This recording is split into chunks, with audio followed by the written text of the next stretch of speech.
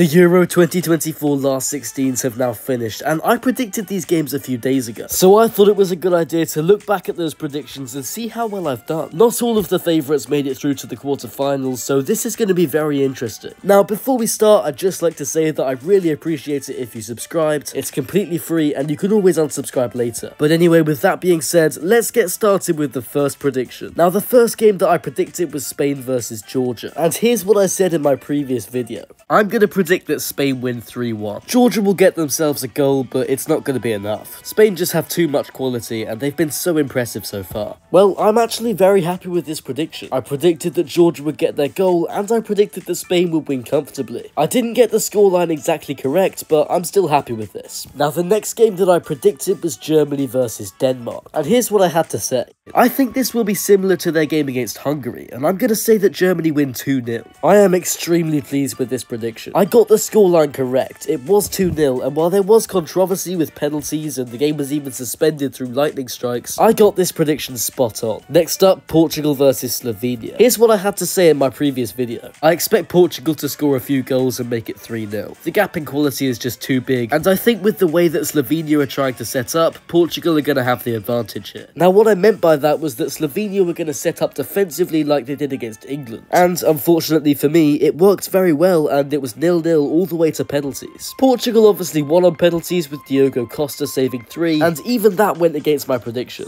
If this does end up being a draw, I would favour Slovenia on penalties. So while I did get the winner right, I'm not too happy about this. It was way closer than I thought it would be. Now let's move on to France versus Belgium. Here's what I had to say.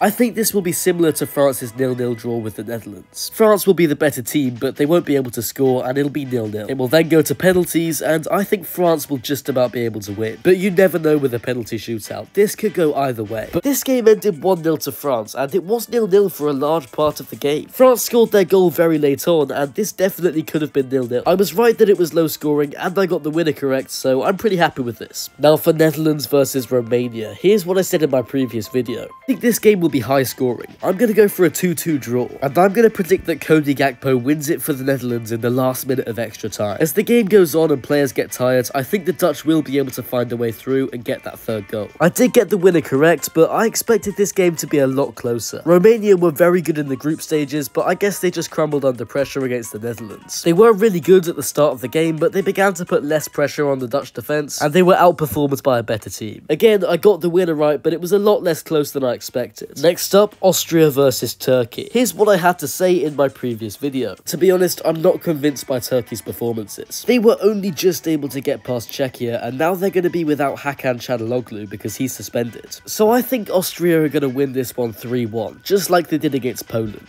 Now, this is the only match where I got the winner wrong, and I think most people did too. Turkey really surprised everyone with that impressive performance, and to be honest, I expected a lot better from Austria. They topped their group over France and the Netherlands, but they weren't able to beat Turkey, who didn't even have their captain. I am not happy with how I did on this prediction, and sorry to Turkey because I underestimated them. Now, I did do slightly better on England versus Slovakia. Here's what I said in my previous video. With the quality of players that England have, you would expect them to win this one. So even though England aren't on the best form, I would still be surprised if Slovakia came out on top. I'm going to predict that England win 2-0. I got the winner correct, but I did not expect it to go to extra time. I do have to say that England are very lucky to be in the quarterfinals. If that game had been a minute shorter, then England would have been going home embarrassed. But luckily, Bellingham saved the day. It was a fantastic overhead kick, and that's one of the greatest moments in Euro history. And now let's move on to the final game that I predicted, Italy versus Switzerland. Now, I actually chose to back Switzerland here, but I thought it was going to be close. Take on Italy. Both of these teams are good at managing games and are experienced in knockout football, and I expect this to be a very tight match. I think it'll end 1-1 and then go to penalties where Switzerland will win. Jan Sommer and Donnarumma are both going to make a load of penalty saves, but in the end, I think the Italians will bottle their spot kicks and Switzerland will go to the quarterfinals. But this game definitely could go either way. I did get the winner right, Switzerland, while Italy were the favourites. However, I thought it would be way closer than it was. I'm still very happy with this because Italy were the favourites and Switzerland won, 1, I predicted Switzerland to win, but I thought they were going to win on penalties, and in reality, they were far more dominant. As for Italy, they were really disappointing. One of the worst Euro title defences I've ever seen. It was as if they weren't even trying. There was no urgency, and it was just a completely embarrassing performance. And that's all 8 games. Let me know in the comments how I did with these predictions. If you reached the end of the video, you might as well subscribe because it's completely free and you can always unsubscribe later. But anyway, with that being said, thanks for watching and I will see you later. Remember to subscribe.